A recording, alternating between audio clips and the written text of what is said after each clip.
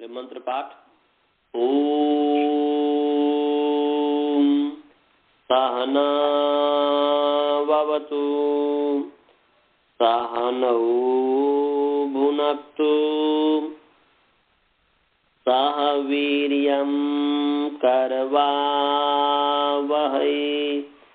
तेजस्विनावधीतमस्तु मा विद्विषावहै।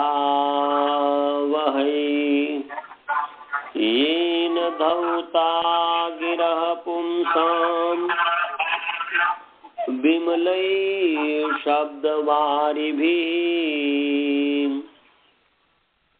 तमश्चाज्ञानजं भिन्नम् तस्मै पाणिनये नमः।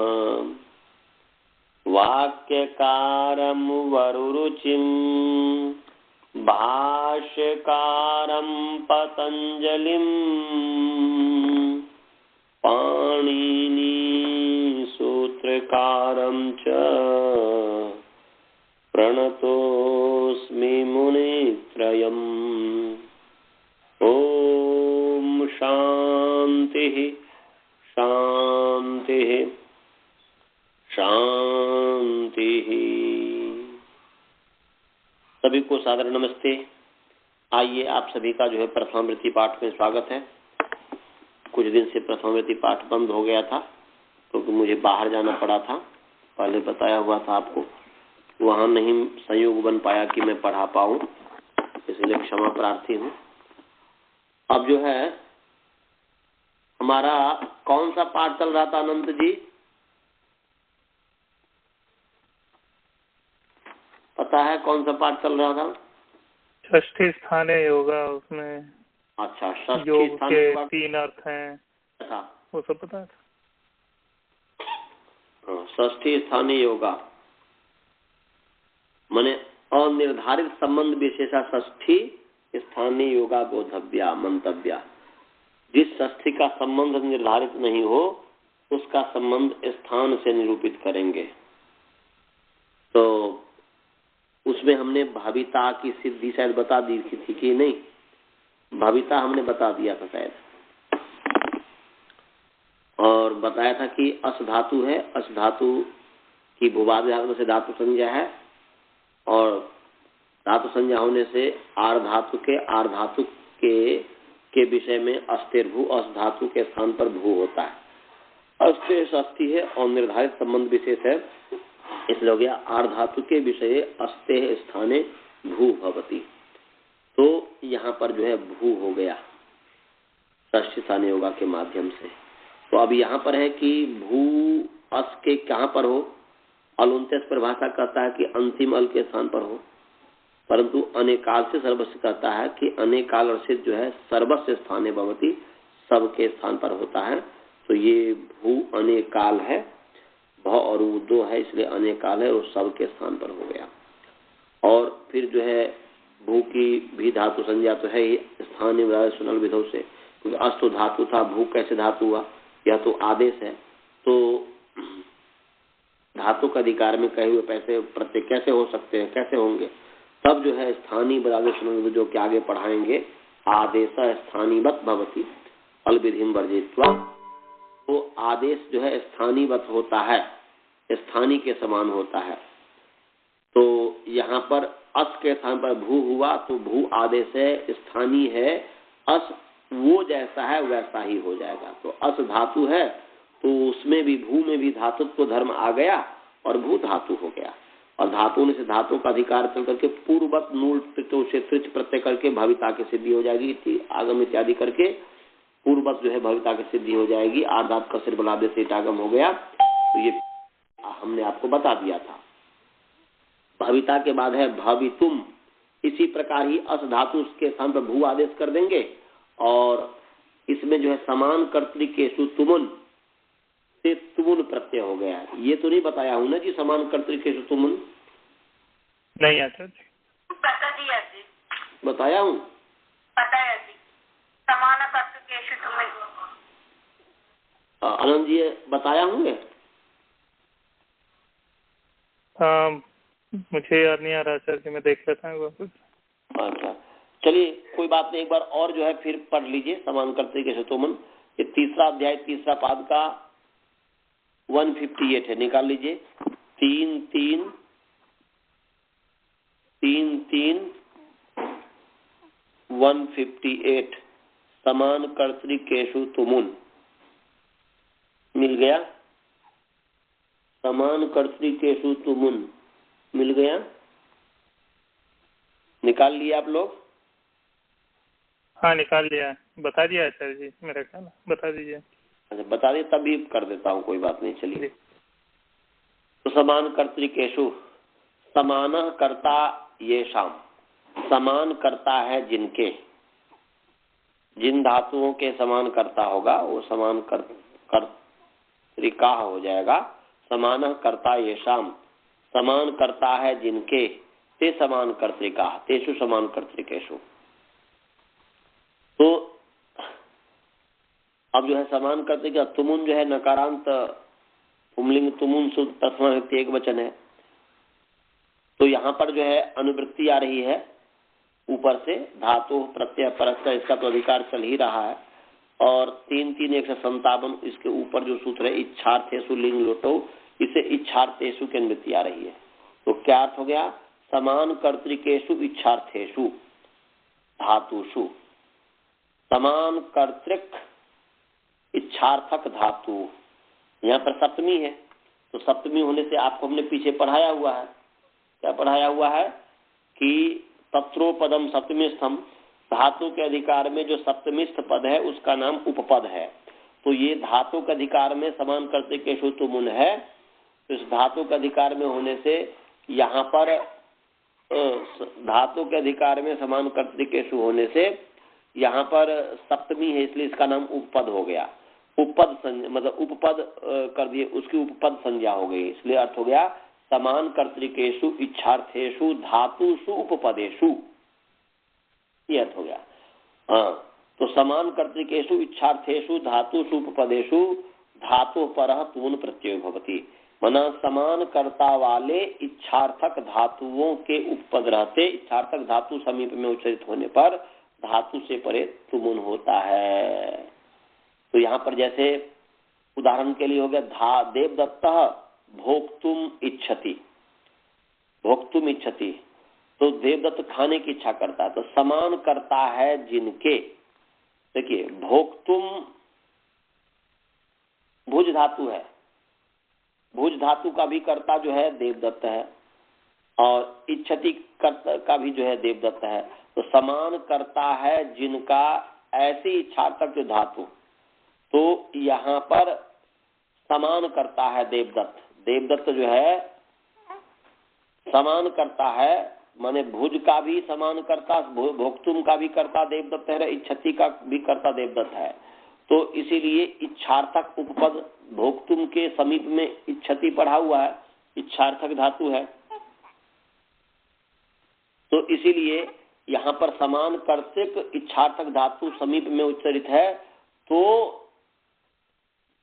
जो बचा हुआ जो दूसरा धातु है जिसके कर्ता भी देवदत्त है, उस धातु से परे जो है तुमुन प्रत्यय, उस धातु से परे जो है, उस धातु से परे तुमुन प्रत्यय हो गया। तो भोक्तुम इच्छति, भोक्तुम कामयते, भोक्तुम वांछति, भोक्तुम वष्टि, सबका माने वश इच्छार्थक धातु हो गया ना, वश भी हो गया, वांछ भी हो गया, काम धातु भी हो गया, और जो है इस धातु भी हो गया। तो ये सब जो है, तो इसीलिए यहाँ पर भोक्तुम इच्छति, तो इच्छति उपपद है और भुज धातु से यहाँ पर तुमुन प्रत्यय होगा, समझ गया जी। और तुमुन आकर के भू धातु से तुमुन इटागम हो गया, और इटागम होकर के भवि तुम बन गया, सु आ गया, कृण्मय जंत से जो है, तो जो मकारांतर जंत है उसकी जो है अव्यय संज्ञा हो गया, और अव्यय संज्ञा होने से अव्ययदाप से ऊपर से सुकर लुक हो गया, भवितुम बन गया, इसमें कोई विशेष नहीं है। ऐसे भवितव्यम है, भवितव्यम अस धातु है, अस के स्थान पर जो है अस की धातु संज्ञा है, भूवाद धातु धातु संज्ञा है, और धातु संज्ञा होने से फिर धातु का धातु संज्ञा इसलिए आर धातु के अधिकार में जो अस्थिर भू, अस धातु के स्थान में भू होता है। अस्ते षष्ठी इसलिए षष्ठी स्थाने होगा और निर्धारित संबंध विशेष षष्ठी इसलिए अस्ते स्थाने भू भवती। आर धातु के विषय, आर धातु के विषय होने पर जो है अस धातु के स्थान पर जो है भू होता है। तो यहाँ पर भू हो गया और वही स्थान का संबंध से जो है भू की धातु संज्ञा हो गई, धातु तो धर्म हो गया। और फिर जो है धातु के अधिकार में तब्य तब्य अनियर, धातु पर तब्य तब्य अनियर प्रत्ययो भवती। धातु से परे तब्य तब्य और अनियर प्रत्यय होते हैं। भवंती अनियर प्रत्यय भवंती अनियर। तो ये भी पढ़ा दिया हूँ तब्य तब्य अनियर की नहीं पढ़ाया हूँ? नहीं पढ़ाया हूँ शायद, क्या पढ़ा दिया हूँ जी वसुधा जी? नहीं जी। चलिए निकाल, चलिए 3:196 निकाल लीजिए। तीसरा अध्याय पहला पाद का 96 नंबर सूत्र निकालिए। 3:196, 3:196, 3:196 निकाल लीजिए। तब्य तब्या नियर, माने दोनों एक ही जैसे प्रत्यय पर दोनों में अंतर है कि तब्यत दूसरा है तव्य, ध्यान रखेगा। स्वर भेद करने के लिए तब्यतित स्वरितम, स्वरित करने के लिए तब्यत में त संज्ञा किया है। एक है तब्यत प्रत्यय, दूसरा है तब्य प्रत्यय। तो तब्य तब्या नियर निकाल लिया आप सभी? तो क्या तब्यत च तब्यत तब्या नियर पहले जो है रेफांत पुमलिंग तब्यत तब्या नियर शब्द प्रथमा व्यक्ति बहुवचन। फिर मैं बोल रहा हूँ रेफांत रकारांत है तो रेफांत पुमलिंग तब्यत तब्या नियर शब्द प्रथमा व्यक्ति बहुवचन है। समास है तब्यत च तब्यश्च अनियर च इति तब्य तब्या नियर, यही तृतीय युग द्वंद्व हो गया। फिर मैं बोल रहा हूँ तब्यत च, मैं तो को संधि नहीं कर रहा हूँ, स्पष्ट रूप से समझ में आया इसलिए, तो संधि करेंगे तब्यत च, तो को च हो जाएगा संधि में, इसलिए तब्यत च तब्यश्च अनियर च इति तब्यत तब्या नियर, ये तृतीय युग द्वंद्व हो गया। सभी को समझ में आ गया जी? समास सभी को समझ में आया? गुरुकुल वाले को समझ में आया? हाँ, तो अधातु का अधिकार चल ही रहा है, प्रत्यय प्रत्यय का अधिकार चल रही है, तो बहुत धातु पर तब्य तब्या नियर प्रत्यया भवंती, ये अर्थ हो गया, कुछ भी नहीं है। धातु पर तब्य तब्या नियर प्रत्यया भवंती, अलग करेंगे तो धातु पर तब्यत तब्य अनियर इत्येते प्रत्यया भवंती। धातु से परे तब्यत तब्य अनियर ये प्रत्यय होते हैं। समझ गया जी? धातु से परे तब्यत तब्य और अनियर ये प्रत्यय होते हैं। सभी को समझ में आ गया अर्थ? हाँ, तो यहाँ पर भू धातु से परे अस धातु से परे अस के स्थान पर पहले भू हो गया, भू अस धातु के स्थान पर पहले अस्थिर भू से भू हो गया षष्ठीतानुगा से, और फिर जो है आगे तब्यत हो गया। तो भू तब्यत तब्य दोनों से एक ही रूप बनता है, परंतु स्वर में भेद हो जाता है। तो यहाँ पर जो है भू से तब्यत या तब्य हुआ, तब्यत होगा तो अनुबंध लोग तब्य बचेगा और ईट आगम कर दीजिए आर्धात का सिर बलादे से, तो और फिर गुण कर दीजिए, मने भू ईट तब्य है और फिर गुण कर दीजिए सार्धात काल से, फिर एचो लगा दीजिए तो भवितव्य। अब आगे भवितव्य के आगे सु ले आएंगे और सु को जो है कुछ। हाँ बोलिए। प्रश्न ये है कि किस अर्थ के कराने के लिए ये तब्यता है? क्या चीज किस अर्थ को, मतलब दोनों में भेद क्या, माने स्वर में भेद है ना जी? हाँ, तो नहीं, लेकिन वो प्रत्यय का अर्थ किस अर्थ में प्रयोजन है? अर्थ जो अस जो है, देखिए अभी अस का भी अर्थ है असभू भी, अस भी सत्ता को कहता है, भू भी सत्ता को कहता है, परंतु दोनों में अंतर है। दोनों में अंतर है कि एक तो सीधे भू धातु से आप तब्यत कहेंगे तो भवितव्यम बनेगा, भू धातु से तब्यत कहेंगे वो भवितव्यम बनेगा, और भू के अस के स्थान पर भू करेंगे तब भी भवितव्यम बनेगा। परंतु दोनों में एक के वजह से देवदत्तः अस्ति और देवदत्तः भवति, दोनों में अंतर आपको समझ में आ रहा है। एक है देवदत्त है, सीधे एग्जिस्टेंस मौजूदगी को बता रहा है, और देवदत्तः भवति तो देवदत्त होता है, वह भवन को बता रहा है, होने को बता रहा है। होना माने वह जो है ना, जो एक कंटिन्यूअसली को बता रहा है। एक तो है माने बस एक अस्ति भी है और भवती भी है, परंतु दोनों में अंतर यह है कि एक भवनम होना, जैसे एक होता है ना, एक होता है इज, एक होता है बी, दोनों में अंतर अंग्रेजी में पता है आपको? हाँ जी। तो जैसे एक इज क्या करता है और बी क्या करता है? बी जो है, जैसे एक बी है और एक बी कम है, बी भी का जो अर्थ है बी कम भाग का भी वही अर्थ है ना जी। हाँ जी। परंतु बी कम है भू, हाँ। बी कम है भू और बी है अस, इसको इस रूप में समझिए। या इज है अस और बी कम है भू। बी कम जो है, बी कम भी होना है, बी भी होना है, परंतु दोनों में अंतर क्या है? एक है दूसरा होना। हाँ, तो वो होना भवनम, तो यहाँ पर भी यही है कि दोनों में भेद।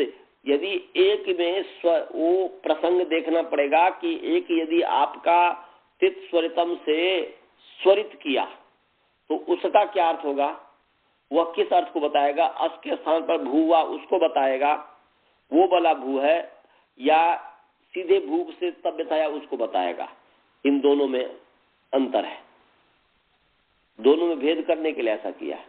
अच्छा जी, मेरा तो एक प्रश्न है।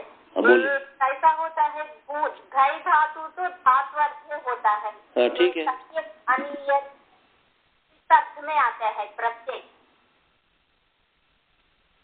हाँ, बहुत सुंदर, ठीक है। इनका प्रश्न समझ में आया जी? इनका प्रश्न क्या है? इनका प्रश्न ये है कि तव्य तव्य अनियर किस अर्थ में होता है, ये है। तो इसके संबंध में हमने पीछे आपको बताया नहीं है? नहीं बताया हूं तो अभी ले लीजिए। वो प्रसंग लह कर्मी च भावे चा कर्म के भय वाला प्रसंग निकालेंगे थोड़ा सा। तो ये भाव अर्थ में होता है, वहीं पर जो है ना 3-4 का है, तीसरा अध्याय 4th पाद है।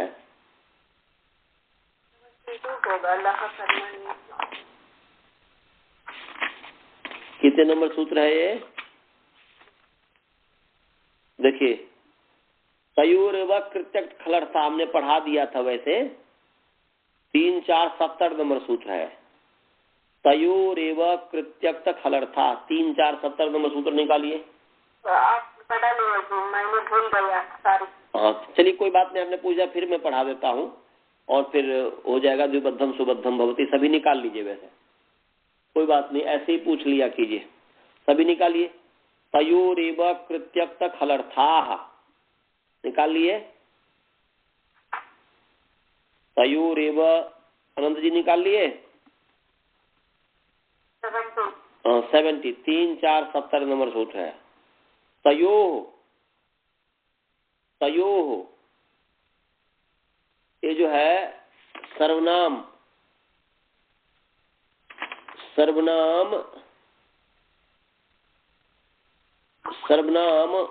पुंलिंग या नपुंसकलिंग, समान रूप से नपुंसकलिंग कर दिए। सर्वनाम नपुंसकलिंग तत्शब्द सप्तमी व्यक्ति द्विवचन और एव अव्यपदया। कृत्यक्त खलर्था अकारांत पुंलिंग कृत्यक्त खलर्थ शब्द प्रथम बहुवचन है।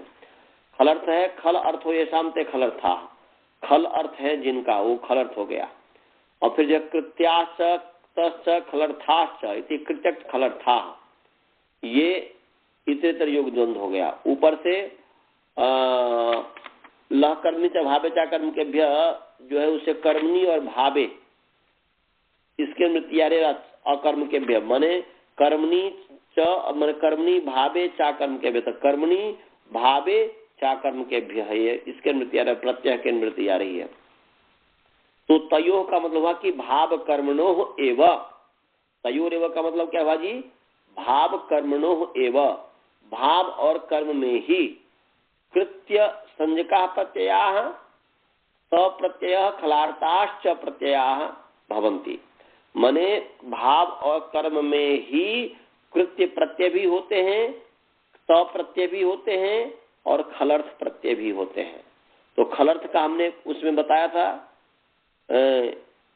ईषद कृच्छा कृच्छार्थे सुखल, इस पर हमने उस समय बताया था, उस पर मैं अभी विशेष जोर नहीं दूंगा, जब वो आएगा तब बताएंगे आपको। माने ईषद स्वपम भवता, आपके द्वारा सोना आसान है, मन ईषद दुसुसु कृच्छा कृच्छार्थे सुकल, इस पर में खल जिन जिन अर्थों में होता है वो सब है, उसका मतलब है। तो यहाँ पर आपका जो प्रश्न था कि भाई यहाँ पर तव्य तव्य अनियर किस अर्थ में हुआ, तो कृत्य प्रत्यय है। ये कौन सा प्रत्यय है जी, क्योंकि तो कृत्याह कृत्याह कृत्याह, आप एक बार फिर जो है उसको निकाल लीजिए,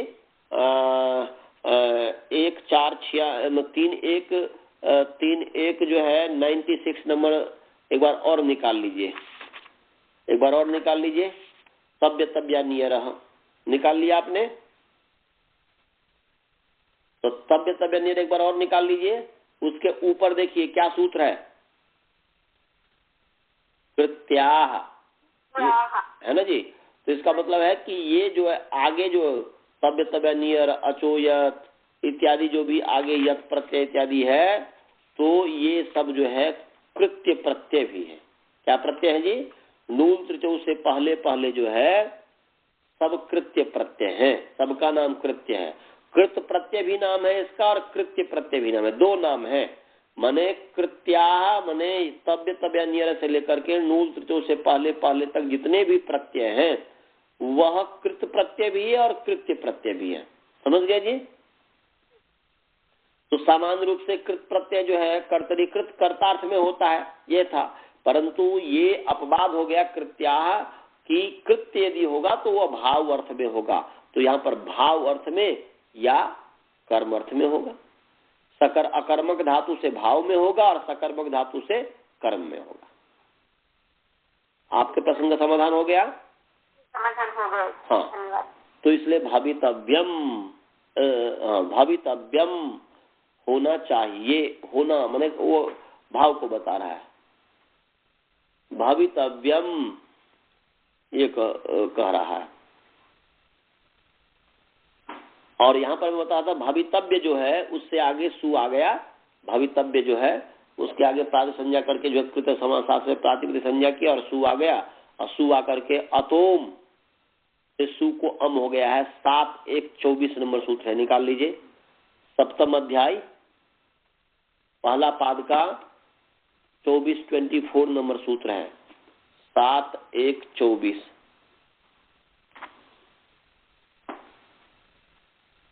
7 1 24 7 1 24 अतोम क्या जी, 7 1 24 नंबर अतोम है। अतः अकारांत पुंलिंग, अतः तकारांत पुंलिंग अत शब्द पंचमी विभक्ति एक वचन है। अम जो है मकारांत पुंलिंग अम शब्द प्रथमा एक वचन है। ऊपर से स्वमोर नपुंसकात जो है उसकी अनुवृत्ति आ रही है, और अंगस्य का तो अधिकार चल ही रहा है, और अंग का विशेषण है अत। अंगस्य जो है अर्थसात विभक्ति विपरिणाम से जो पंचमी बदल जाएगा अंगात बन जाएगा, तो अतः विशेषण इसलिए ये विधितंत हो जाएगा, इसलिए अदंतात ऐसा बन गया। अदंतात नपुंसक है ही, अदंतात नपुंसकात अंगात अदंत नपुंसक अंग से होता, तो अदंत नपुंसक का भी विशेषण कर देंगे तो उससे तंत्र विधि हो जाएगी। अदंतात अंगात नपुंसकात, आप कोई भी अंग का भी विशेषण मान लीजिए या नपुंसक का भी विशेषण मान लीजिए, कोई ऐसी बात नहीं है। तो अदंतात नपुंसकात अंगात स्वमोह षष्ठी है, इसलिए उत्तरयो स्वमोह षष्ठी द्विवचन से उत्तरयो स्वमोह स्थाने अम भवति, स्वमोह स्थाने अम भवति। यहाँ पर षष्ठी स्थानीय आ गया। स्वमोह जो षष्ठी है, स्वमो जो है षष्ठी है, तो भाई षष्ठी अनिर्धारित संबंध विशेष षष्ठी, इसलिए वहां पर स्थानीय पद पहुंच गया। तो इसलिए अर्थ बन गया कि स्वमोह स्थाने। तो अदंतात नपुंसकात अंगात उत्तरयोः स्वमोह स्थाने अम भवति। अदंत नपुंसक अंग से उत्तर सु और अम के स्थान में अम होता है। तो यहाँ पर जो है अम हो गया है और हो गया भवितव्य अम, और फिर जो है पूर्ववत जो है अम होकर के भवितव्य अम अमी पूर्वा कर दीजिए, भवितव्यम बन जाएगा। समझ गया जी? नपुंसक लिंग भवितव्यम की सिद्धि सभी को समझ में आ गया? हाँ। जब मैं किसी का नाम नहीं लेता हूं तो इसका मतलब सबसे पूछ रहा हूं। कोई गुरुकुल वाले को समझ में आया? भवितव्यम की सिद्धि श्रवण जी समझ में आया? मनीष जी सबको समझ में आया? बोलो जल्दी जल्दी, आगे बढ़ना है जी। आगे हाँ, आगे है वक्ता। वक्ता वक्ता जो है वच धातु से भी बन जाएगा, परंतु ब्रू धातु से यहाँ पर बनाया है, क्योंकि मतलब ब्रू से भी बनेगा, वच से भी बन जाएगा। वच परिभाषा ब्रू व्यक्तायाम वाच्य से भी बनेगा, तो यहाँ पर ब्रू से, क्योंकि षष्ठी स्थानीय होगा। तो ब्रू धातु है, ब्रू धातु है, और ब्रू धातु को जो है ब्रूई व्यक्तायाम वाच्य यह हलन यह की संज्ञा कर दीजिए, ब्रू बचेगा, दीर्घ उकार ब्रू। और उस ब्रू का जो है आर्ध धातु के विषय में जो है ब्रुवोवची, ब्रुवोवची 2453 नंबर सूत्र है। आर्ध धातु के विषय में जो है ब्रुवह, ब्रुवह जो है षष्ठी व्यक्ति एक वचन है, उमंग आदेश हुआ है, दीर्घ उकारांत पुंलिंग ब्रू। तो अभी उसका अर्थ बताऊंगा। 2453 नंबर सूत्र है, निकाल लीजिए। 2453 दूसरा अध्याय चतुर्थ पाद का 53 नंबर सूत्र है। निकाल लिए आप लोग? जल्दी से बोलिए, निकाले तो बोलिए, निकाल दीजिए, फिर आगे चलेंगे। हाँ, अस्थिर भू के नीचे ये ब्रुवो वची है। ब्रुवह उकारांत, दीर्घ उकारांत, दीर्घ उकारांत पुंलिंग ब्रू शब्द षष्ठी विभक्ति एक वचन, वची इकारांत पुंलिंग वची शब्द प्रथम विभक्ति एक वचन। स्थिपो धातु निर्देश है, यहाँ पर स्थित प्रत्यय हो गया है धातु निर्देश में, वची माने वच। तो आर धातु के का तो अधिकार चल ही रहा है, तो विषय सप्तमी इसलिए हो गया आर धातु के विषय। तो ब्रूई धातु, अब यहाँ पर ब्रूई धातु ब्रुवह षष्ठी है, अनियत योग षष्ठी है, और निर्धारित संबंध विशेष षष्ठी है, इसलिए यहाँ पर क्या हो गया, यहाँ पर षष्ठी स्थानीय योगा से स्थानीय पद पहुंच गया। तो हो गया ब्रुवोह स्थाने, माने ब्रुवह स्थाने या ब्रुवो स्थाने या ब्रुवह स्थाने या ब्रूई धातु स्थाने वची ही आदेशो भवति, माने वच आदेश होता है। ब्रूई धातु के स्थान में वची आदेश होता है। क्या आदेश होता है जी? ब्रूई धातु के स्थान में वची आदेश होता है, माने वची का मतलब है वच, केवल ई जो है उच्चारणार्थ है, इसको निर्देश करने के लिए इकार केवल उच्चारणार्थ है, सो ध्यान रखिएगा। एक इसको धातु निर्देश भी करने की आवश्यकता नहीं, क्योंकि ये धातु तो अभी है ही नहीं, धातु संज्ञा स्थान से होता है, इसलिए वची ही यहाँ पर एक इसको जो मैं बोला वो प्रमाद के कारण बोल दिया। अभी पढ़ाने से पता चल रहा है कि नहीं, यहाँ पर ये धातु का निर्देश जो है मन इकार उच्चारणार्थ है केवल। तो ब्रुवो वची, तो यहाँ पर वच है, वास्तव में वच है। तो आर्ध धातु के विषय ब्रुवः स्थाने वच भवति, तो यहाँ पर वच हो गया, और वच से आगे जो है स्त्रीच ले आइए, वक्त्री बन गया, पूर्व सुला करके वक्त्री वक्ता बन जाएगा। भविता की तरह ही वक्ता बना देंगे, बस भविता में ये आर्धात इतागम हो गया, इसमें बलादि इतागम प्राप्त था, परंतु एक आचौद से मना हो गया, तो वक्ता हो गया। ऐसे तुम उन प्रत्यय करेंगे तो वक्तुम बन जाएगा, मैंने च को क हो गया, चौकू इत्यादि से पीछे हमने बता दिया हुआ है, इसलिए मैंने बोला हूँ। चौकू में पढ़ा दिया हूँ ना पहले जी? बता दिया। हाँ, बता दिया हूँ। इसलिए जो है तो वक्ता, वक्तुम, वक्तव्यम, ये बन गया दध्यत। सभी को समझ में आ गया? वक्ता वक्तुम वक्तव्यम गुरुकुल वाले समझ गए? हाँ, और स्काइप वाले समझे जी? जी अनंत जी आप समझे? जी है सर। हाँ, तो चलिए वक्ता वक्तुम वक्तव्यम हो गया। अब जैसे दध्यत्रा, दध्यत्रा में दधी और अत्र है, इको नची। इको नची में ये कितने बार पढ़ाया था कभी कि नहीं? इको नची पढ़ाया हूँ कभी? सर पढ़ाया तो नहीं है। पढ़ाया पढ़ाया इको नची शायद नहीं पढ़ाया होगा कि पढ़ाया हूँ? ये जो है तो पढ़ाया हूँ। चलिए निकाल लीजिए। नहीं पढ़ाया सर।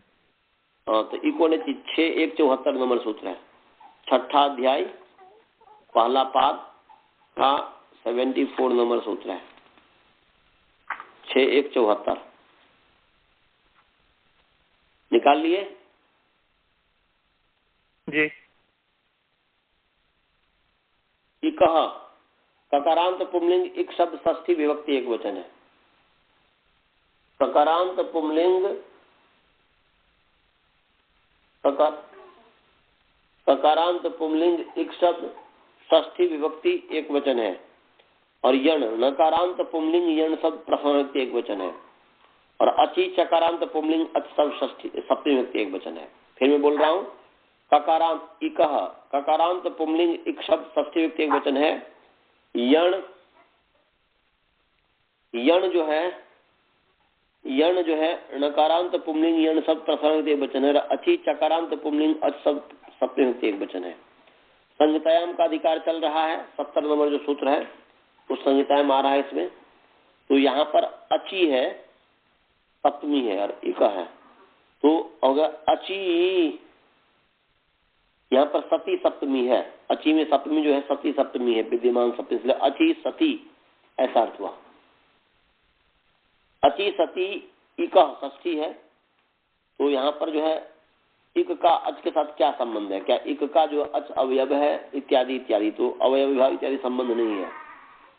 इसीलिए यहाँ पर कोई संबंध निर्धारित नहीं है, इसलिए अनिर्धारित संबंध विशेष षष्ठी है, इसलिए यहाँ पर स्थाने आ गए। इसलिए इका स्थाने भगवती अचि सती, अच होने पर इक के स्थान में यन होता है संहितायाम विषय। तो अचि सती सती सप्तमी है। माने यश्च भावेन भाव लक्षणम, एक क्रिया से जो दूसरा क्रियांतर लक्षित हो प्रथम क्रिया से उसको कहते हैं। तो उसमें जो है एक में सप्तमी होती है ना, यश्च भावेन भाव लक्षणम, जो भाव से एक क्रिया से दूसरी क्रिया लक्षित होते तो प्रथम में सप्तमी, इसलिए अचि सती ऐसा। उसमें फिर अचि विशेषण है सती का, एक क्रिया से दूसरा क्रिया लक्षित हो रहा कि यन स्यात् क्रिया लक्षित हो रहा है।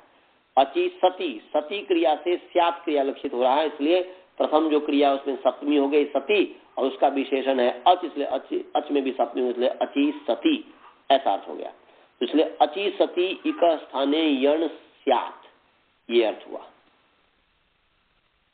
कुछ समझ में आया आप लोगों को जो मैं बोला? सप्तमी कैसे है और कैसे क्या हुआ समझ में आ गया ना। जैसे राम के बन जाने पर सीता गई, तो रामे वनम गते सीता अपि गता, है ना जी। तो राम के बन जाने पर सीता भी बन गई, सीता अपि गता। तो यहाँ पर राम का बन जाना क्रिया है पहला प्रथम क्रिया, और उस प्रथम क्रिया से दूसरा जो क्रिया सीता का जो बन जाना है वह लक्षित हो रहा है। तो प्रथम जो क्रिया है उसमें सप्तमी होगी, इसलिए हो गया गते हुआ। और गते जो है गते का रामे वनम गते, तो यहाँ पर विशेष विशेषण है ना जी, राम का बन जाना। तो जाना क्रिया हो रहा है, उसका किसका जाना हो रहा है? राम का जाना। जैसे राम हो जाएगा, क्या हो जाएगा? करता है ना जी, वो विशेषण रूप में है, इसलिए उसमें सप्तमी हो गई, इसलिए रामे गते ऐसा हो गया। कर्म है वो वन कर्म, इसलिए उसमें द्वितीय व्यक्ति, इसलिए रामे वनम गते। तो एक क्रिया से दूसरी क्रिया लक्षित हो रही, इसलिए प्रथम क्रिया जो गते है उसमें सप्तमी हुई, और उसी का विशेषण है राम, इसलिए उसमें राम में सप्तमी हो गई। गुरुकुल वाले को समझ में आया? ये संस्कृत पढ़ा हुआ है, राम में वनम गते। आप ही के लिए मैंने ये उदाहरण दिया है। हाँ जी, तो ऐसे ही इक्वलिटी में अची सती, जैसे रामे गते, वनम को हटा दो, रामे गते, बुआ कौन है ये? रामे गते सीता गता, तो रामे गते, तो ऐसे ही अची सती, सतक्रिया, अस धातु है, सतक्रिया है, इसलिए अची सती यण स्यात्, इकः स्थाने यण स्यात्। तो एक क्रिया से दूसरी क्रिया लक्षित हो रही है, इसलिए प्रथम क्रिया जो सती है उसमें मन सत है, अस है, उसमें सप्तमी हो गई, उसमें सप्तमी हो गई। और तो मैंने इसीलिए मैं कहा कि अची सती इक स्थानीय अंत, इका में सप्तमी और निर्हाय संबंध विशेष है, उसमें स्थानीय आ गया, तो इक स्थानीय यण स्यात्, ऐसा हो गया। अची सती इक स्थानीय यण स्यात्। अब लग रहा है सभी को समझ में आ गया होगा। आ गया? हाँ, संहितायाम विषय। अब जो है, अब इसे थोड़ा विशेष बता रहा हूं। अब इससे विशेष ये है कि तस्मिन् नीति निर्दिष्टे पूर्वस्य, आपको हमने कितना बार हमने जिक्र किया है, वहां जब आएगा तो उस समय बता। तस्मिन् नीति निर्दिष्टे पूर्वस्य आपको बताया हूं, अर्थ बताया हूं इसका? कभी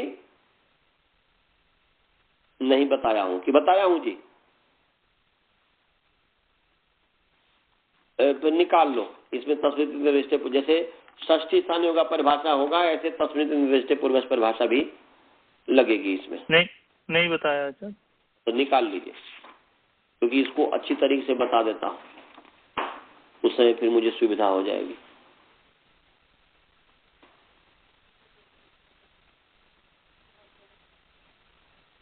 हाँ, निकाल लिया आप सभी? जी। हाँ, देखो तस्मिन् इति, गुरुकुल वाले निकाल लिए जी?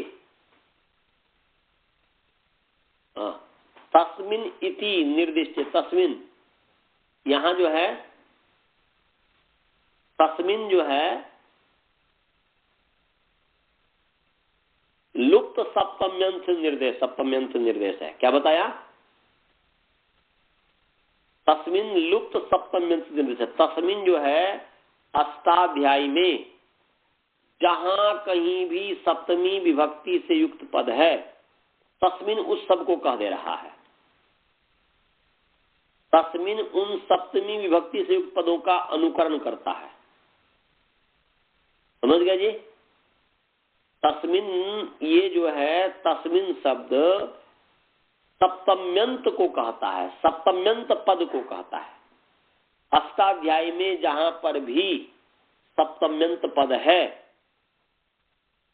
उसको कहता है तस्मिन्।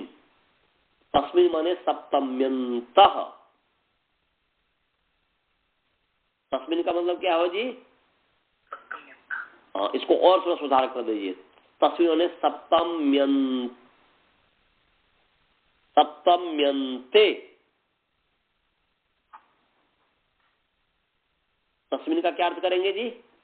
सप्तम्यन्ते। सप्तम्यन्ते। तस्मिन् का पहले में बताया कि तस्मिन् जो है, तत् जो शब्द है, तत् जो है सर्वनाम है, और तत् जो है परोक्ष को बताता है। तत् किसको बताता है जी? परोक्ष। परोक्ष को बताता है। ध्यान रखिएगा कि इस पर जैसे एक इदम है, अदस है, एतद है, तत् है, तो इसमें सूक्ष्मता ये है, तत् और अदस। तत् का भी अर्थ है वह, और अदस का भी अर्थ है वह। एतत् का भी अर्थ है यह, और इदम का भी अर्थ है यह। परंतु दोनों में भेद क्या है? इदम का भी अर्थ है यह। समझ रहे हो सभी की नहीं? हाँ सर। गुरुकुल वाले को समझ में आ रहा है? मैं जो प्रश्न कर रहा हूं कि भाई इदम माने क्या है, यह, और एतत् माने क्या है, यह, अदस माने क्या है, वह, अदस माने वह, और तत् माने क्या है, तत् माने वह, अदस माने वह। तो जब दोनों का वह ही अर्थ है तो दो शब्द क्यों बनाया, दो शब्द क्यों भगवान ने दिया संस्कृत में? भाई एक यदि वह ही अर्थ है हिंदी में जिसको कहते हैं, उसी अर्थ को बता रहा है, तो एक यदि कम कर देते तो फिर याद करने में सुविधा होती ना, क्यों कहा? इसका मतलब क्या हुआ जी? इससे एक चीज आप लोग विज्ञान सीखिएगा, भले ही आपको आए ना आए सब खोजने का कोशिश करेंगे कि तत् का भी अर्थ है वह, अदस का भी अर्थ है वह। जब दोनों का अर्थ वह ही है तो दोनों में भेद क्या है? इसका मतलब ये हुआ कि दोनों किसी न किसी विशेष अर्थ को बताना चाह रहा है, अलग अलग अर्थ को बताना चाह रहा है, एक अर्थ को नहीं बताता है। इसलिए कारिका है, आप लोग लिख सकते हैं या लिखाया होऊंगा मैं कभी, इदम अस्तु सन्निकृष्टे निकटतर वर्ती चैतदो रूपम अदसस्तु विप्रकृष्टे तदिति परोक्षे विजानियात। ये हमने आप लोगों को कभी बताया है? इदम अस्तु सन्निकृष्टे माने इदम का अर्थ है यह और एतत् का भी अर्थ है यह, परंतु इदम शब्द सन्निकृष्ट अर्थ में है, समीप अर्थ में है, और उससे और अधिक समीप में एतत् का प्रयोग है। जैसे मान लीजिए कि आपके पास पुस्तक है, आप प्रथमा वृत्ति आप हैं, आपके बगल में प्रथमा वृत्ति है, उसके बाद जैसे हमारे सामने मैं जो रखा हुआ हूं प्रथमा वृत्ति हमारे सामने है, उसके आगे जो है पातंजल योग दर्शन है। तो अब जो है दोनों तो समीप में है, परंतु दोनों समीप में है, परंतु दोनों के लिए इदम का प्रयोग नहीं कर सकते हम। जो है जब इदम पुस्तकम अस्ति, जब ये कहेंगे इदम पुस्तकम वर्तते, इदम पुस्तकम आनय, जब मैं कहूंगा अनंत जी को कि अनंत जी इदम पुस्तकम आनय, तो वहां पर अनंत जी को बुद्धिमानी क्या करनी चाहिए? अब वो सोचेंगे कि आचार्य जी ने कहा इदम पुस्तकम आनय, और फिर मैं बोला एतत् पुस्तकम आनय, दोनों का प्रयोग कर दिया अनंत जी के सामने कि इदम पुस्तकम आनय और एतत् पुस्तकम आनय। तो अब उस समय वहां पर बुद्धिमानी करनी होगी अनंत जी को कि जब मैं कहूंगा इदम पुस्तकम आनय, तुरंत वो समझ जाएंगे ओहो हो, वहां पर पातंजल योग दर्शन पढ़ा हुआ है, मैंने पातंजल योग दर्शन है पढ़ा हुआ, अष्टाध्यायी भाष्य का प्रथम वृत्ति का दूसरा भाग है और ऋग्वेद भाष्य भूमिका है, तो उनको बोल रहे हैं लाने के लिए। हाँ, इसमें से कोई ना कोई एक यदि होगा उसको लाने के लिए बोल रहे हैं, मैंने उसको ऊपर वाले को बोले लाने के लिए। अब मैं बोला एतत् पुस्तकम आनय, तब यहाँ पर कहेंगे नहीं, प्रथम वृत्ति का जो पहला भाग है वो बोल रहे हैं लाने के लिए, क्योंकि प्रथम वृत्ति का पहला भाग यहाँ है, प्रथम वृत्ति का तीसरा भाग यहाँ पर है, और जो है संस्कृत का सरलतम विधि यहाँ है, पठन पाठन का सरलतम विधि यहाँ, तो उसको लाएंगे। तो कहने का अभिप्राय है कि एतत् का प्रयोग अत्यंत नजदीक में होता है, माने अपेक्षाकृत नजदीक में होता है, और इदम का प्रयोग उससे थोड़ा जो है दूर है परंतु वो है नजदीक, उसके लिए प्रयोग होता है। ऐसे अदस और तत् का है, अदस का प्रयोग होता है विप्रकृष्ट में, विप्रकृष्ट कहते हैं दूर को, सन्निकृष्ट माने पास, विप्रकृष्ट माने दूर, तो दूर के लिए अदस का प्रयोग होता है, और तत् का प्रयोग दूर है परंतु परोक्ष है, इंद्रियों से परे है। जो इसका मतलब क्या हुआ जी? अदस का प्रयोग वहां होगा जो इंद्रियों से दिखता हो परंतु दूर हो, उसके लिए अदस का प्रयोग होता है। तो वास्तव में आप यदि कोई बालक है तो असौ बालक, आप देख रहे हैं बालक ही आ रहा है दूर में, तो असौ बालक आगच्छति, ऐसा प्रयोग होना चाहिए।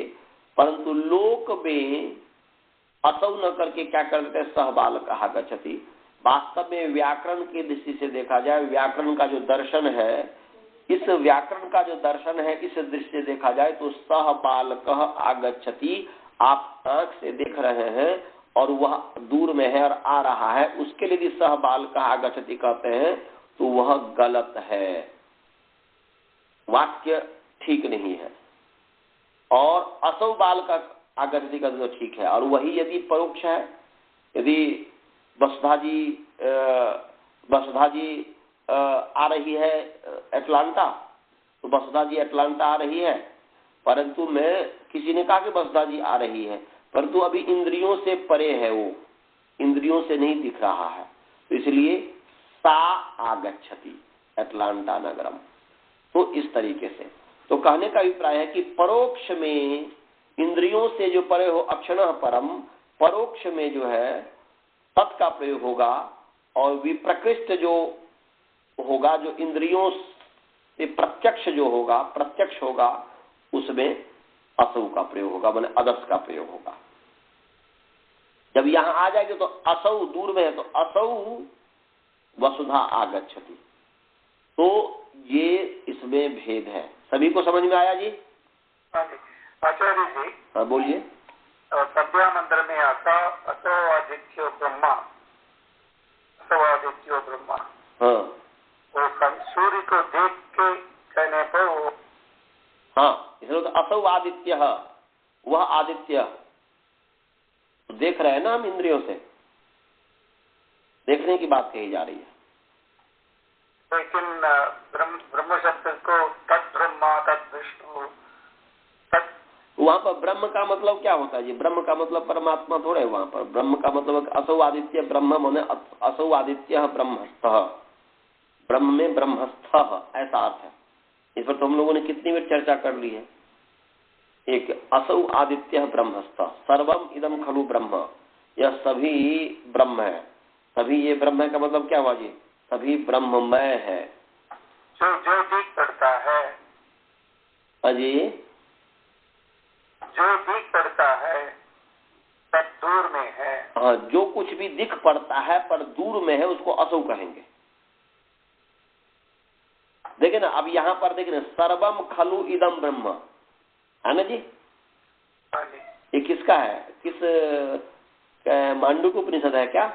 मांडुक्य उपनिषद है। हाँ, सर्वम खलु इदम ब्रह्म, अयम आत्मा ब्रह्म, मांडुक्य उपनिषद में कि यह आत्मा ब्रह्म है।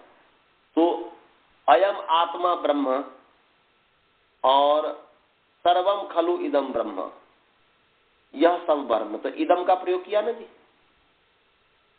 इदम जो किया तो समीपता के लिए किया, और अयम आत्मा ब्रह्म, यह आत्मा जो है अत्यंत नजदीक है, मैं अत्यंत नजदीक, यह आत्मा ब्रह्म है। तो यहाँ पर इदम का प्रयोग किया तो अत्यंत, यहाँ पर नजदीक के लिए किया, परंतु एतत् का प्रयोग नहीं किया। एतत् का प्रयोग करेगा तो और नजदीक की बात होगी, और नजदीकता की बात होगी। तो वहां पर सर्वम खलु इदम ब्रह्म अयम आत्मा ब्रह्म, तो वहां पर यह सब कुछ ब्रह्म है, तो वास्तव है, क्योंकि ब्रह्म का तो कोई रूप है नहीं, आत्मा का ही जब कोई रूप नहीं है तो ब्रह्म का क्या रूप होगा? हमारा कोई रूप है क्या? हमारा कोई रूप नहीं है, परंतु हम जो अपने आप को जो पहचानते हैं, किसके कारण पहचानते हैं? हम अपने आप को पहचानते हैं, शरीर ही उसका माध्यम है पहचानने का।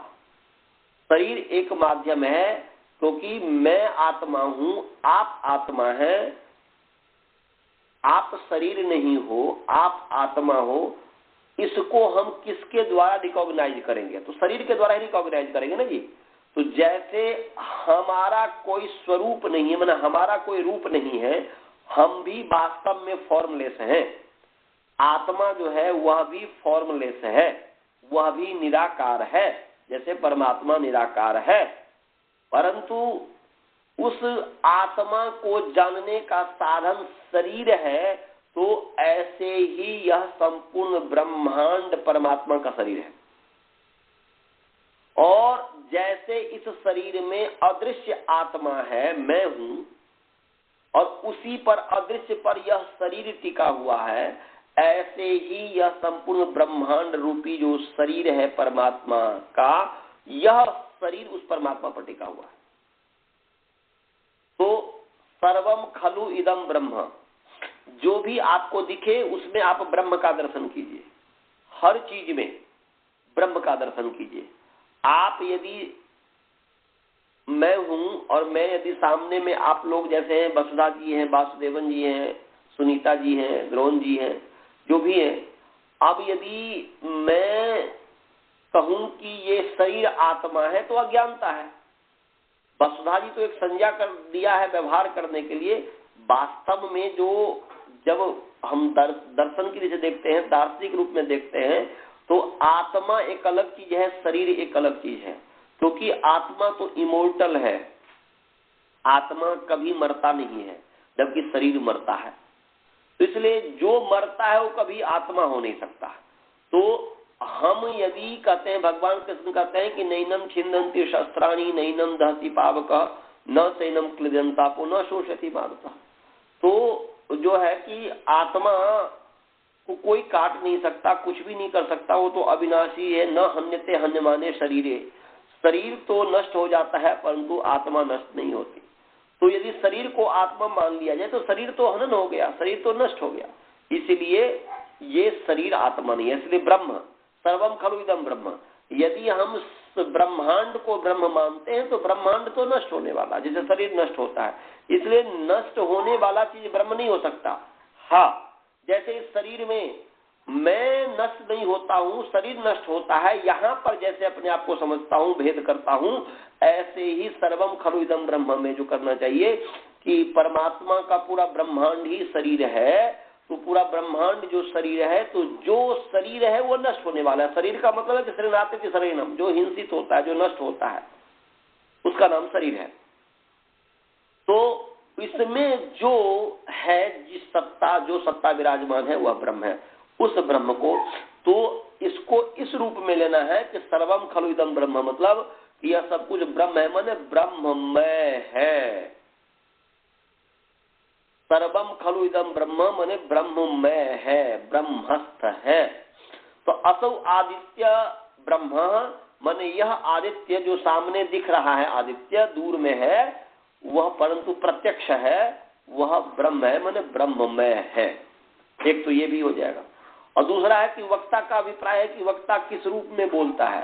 कि ब्रह्म कहते हैं बृहत्पाति ब्रह्म, कि बड़े होने से ब्रह्म है, तो वह बड़ा है इस रूप में कहते तो आदित्य भी ब्रह्म हो जाएगा। परंतु वहां पर ब्रह्म का मतलब जैसे अन्नम वै ब्रह्म, अन्न को ब्रह्म कहा है, आदित्य को ब्रह्म कहा है, प्राण को ब्रह्म कहा है। अब किस रूप में करें वो आपके ऊपर निर्भर है कि आप क्या कहना चाह रहे हैं। ब्रह्म का अर्थ ब्रह्ममय करना चाह रहे हैं, ब्रह्मस्थ करना चाह रहे हैं, या ब्रह्म का अर्थ आप जो है बृहत्पात, जो बढ़ने से ब्रह्म है, वह बड़ा है इसलिए ब्रह्म है। प्राण जीवन को बड़ा करता है, बढ़ाता है, इसलिए ब्रह्म है।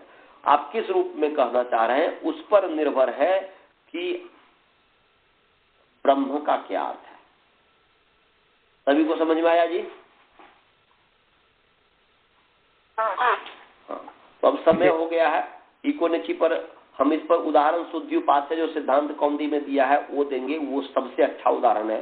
दध्यत्र में भी घट जाएगा, परंतु शुद्ध्युपास्य एक ऐसा उदाहरण है कि जिसके माध्यम से आप इकोनिची को अच्छी तरीके से समझ जाएंगे। तो मैं शुद्ध्युपास्य इस पर मैं शुद्ध्युपास्य सिखाऊंगा, उस पर मैं बताऊंगा। दध्यत्र अपने आप समझ में आ जाएगा। कोई प्रश्न हो तो पूछ लें, तो मंत्र पाठ करते हैं। कोई प्रश्न है? नहीं आचार्य। चलिए जी, मंत्र पाठ। ओम पूर्णमदः पूर्णमिदं पूर्णात् पूर्णमुदच्यते पूर्णस्य पूर्णमादाय पूर्णमेवावशिष्यते। ओम शांति शांति शांति। नमस्ते जी। नमस्ते।